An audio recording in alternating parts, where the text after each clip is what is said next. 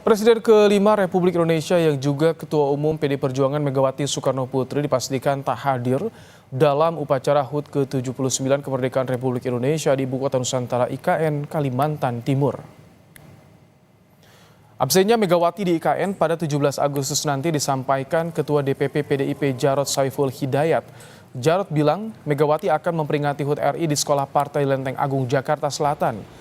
Mega diminta kader PD Perjuangan untuk memimpin upacara sebagai inspektur upacara kemerdekaan Republik Indonesia.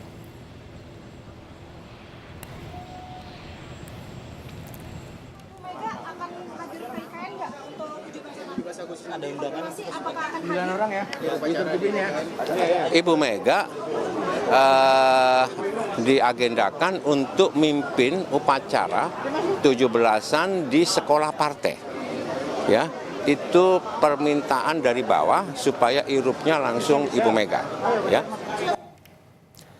Selain Mega, Presiden ke-6 Republik Indonesia Susilo Bambang Yudhoyono juga tidak akan hadir dalam upacara HUT ke-79 Indonesia di IKN.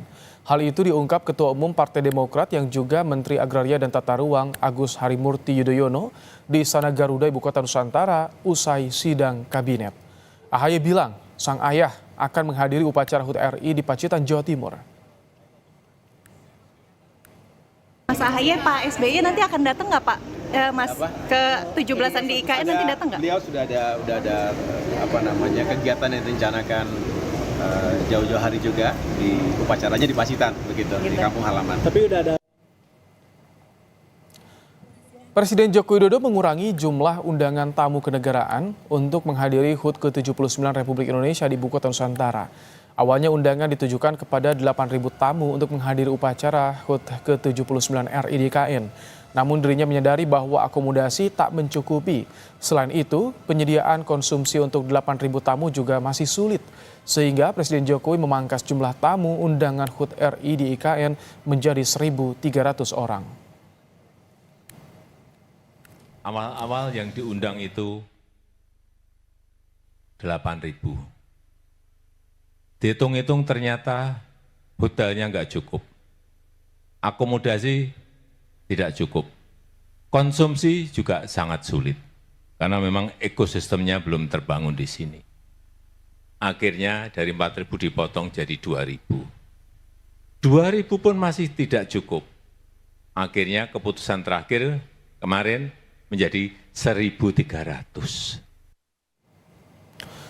Untuk mengetahui apa saja yang menjadi pokok dalam pertemuan 517 kepala daerah dan Presiden Jokowi di IKN, kita sapa jurnalis Kompas TV ada Masni Rahmawati di kawasan inti IKN Kalimantan Timur.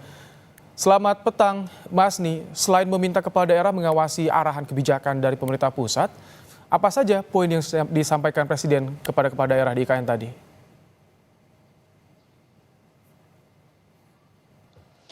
Memang ada 3 hal yang menjadi poin yang juga di-highlight oleh Presiden Jokowi dalam memberikan arahan kepada kepala daerah, baik itu kepada gubernur, wali kota, juga bupati pada pertemuan yang digelar di Istana Negara tadi pagi.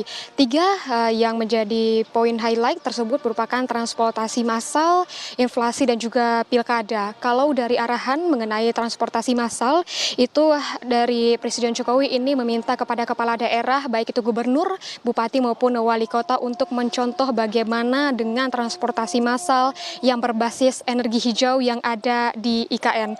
Memang kita ketahui bahwa transportasi yang digunakan di IKN yaitu salah satunya merupakan tram otonom yang ini menggunakan dan juga berbasis kepada energi hijau.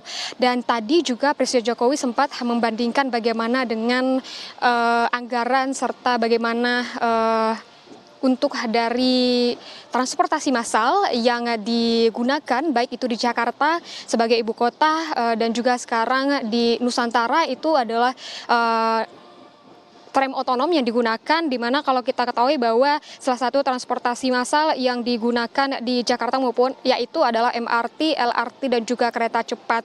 Tadi juga Presiden sempat bertanya kepada kepala daerah, daerah mana sebenarnya yang bisa dan juga mampu untuk menyaingi atau bercontoh kepada Jakarta mengenai dengan MRT, LRT maupun kereta cepat tadi. Dari kepala daerah Bali ini mengaku bahwa dirinya atau pemerintahan Provinsi Bali ini bisa untuk mencontoh bagaimana transportasi massal di Jakarta, baik itu MRT maupun LRT. Dan tapi Presiden Jokowi ini memberikan saran untuk berhati-hati mengingat untuk dari biaya operasional ini transportasi massal terkhususnya MRT ini sangat besar dan juga bergantung kepada APBD. Dan selain itu pun juga dari Presiden Jokowi sempat menyinggung bagaimana dengan banyaknya investor yang sudah masuk ke dalam IKN, ada 55 investor yang masuk, dan tadi mengaitkan juga Presiden Jokowi mengaitkan juga bagaimana dengan APBD dan juga investor.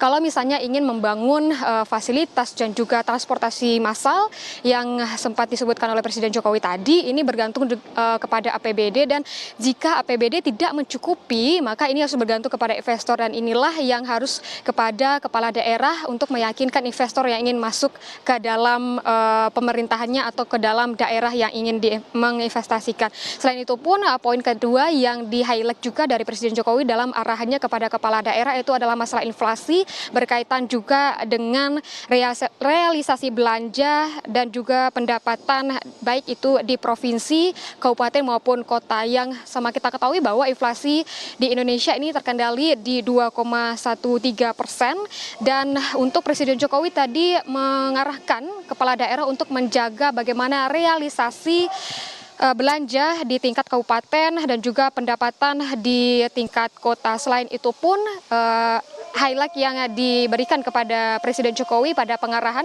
kepada kepala daerah itu adalah masalah pilkada. Dari Presiden Jokowi ini mengarahkan kepada kepala daerah untuk berkoordinasi dengan Forkopimda untuk mengamankan dan juga bagaimana nantinya pilkada serentak yang diselenggarakan pada akhir tahun ini. Selain itu pun Presiden Jokowi juga mengingatkan kepada kepala daerah untuk menyiapkan dan juga menuntaskan anggaran yang akan nantinya digunakan pada pilkada serentak tahun 2024. Untuk dari pertemuan Presiden Jokowi dengan kepala daerah tadi ada ada sekitar 517 kepala daerah yang hadir, namun 35 kepala daerah ini berhalangan hadir dengan berbagai alasan. Ibrahim. Mas nih, lalu bagaimana dengan persiapan upacara HUT ke-79 RI di IKN? Ya, kalau berbicara bagaimana dengan kesiapan HUT RI ke-79 di IKN ini, tentunya finishing terus dilakukan, dan saat ini memang sedang dilaksanakannya gladi kotor untuk peringatan upacara pada tanggal 17 nanti. Kalau kita berbicara juga dengan bagaimana fasilitas, sarana dan prasarana, transportasi seperti itu, ini sudah dipaparkan sebelumnya baik itu dari pemerintah maupun dari otorita IKN. Kalau untuk dari sarana dan prasarana seperti lapangan upacara dan Istana Negara juga Istana Garuda ini sudah siap 100% untuk digunakan nantinya pada peringatan hari ulang tahun Indonesia yang ke-79. Kalau berbicara mengenai transportasi itu ada tram otonom yang sudah bisa digunakan. Pemerintah juga menyiapkan bus-bus yang digunakan nantinya untuk mengangkut peserta upacara dan juga tamu-tamu undangan. Kalau tadi juga siang tadi Presiden Jokowi sudah juga melakukan pengukuhan terhadap paskibraka yang akan nantinya mengibarkan bendera pada 17 Agustus. Dan kalau berbicara bagaimana dengan pusat dari kawasan inti peringatan nantinya 17 Agustus dari lapangan upacara, Istana Negara dan juga Istana Garuda ini sudah siap 100% yang digunakan untuk upacara 17 Agustus. Ibrahim. Terima kasih Mas Nirahmawati untuk laporan Anda langsung dari kawasan inti IKN Kalimantan Timur.